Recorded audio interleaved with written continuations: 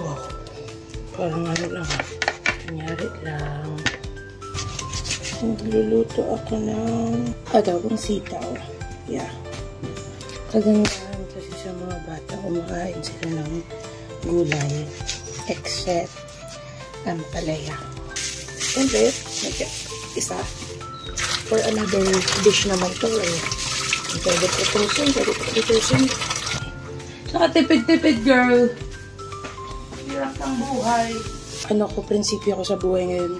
Di baling walang pera. Basta may laman yung ref. Basta may pagkain.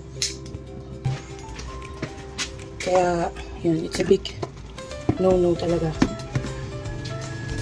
Di bali nang tipirin mo lahat ng bagay ng pagkain.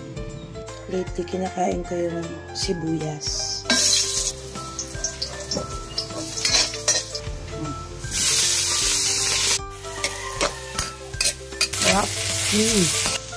Okay lang.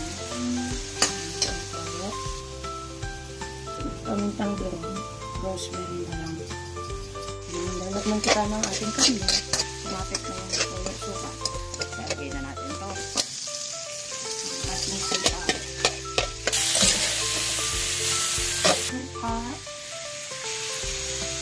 Kunting asukal.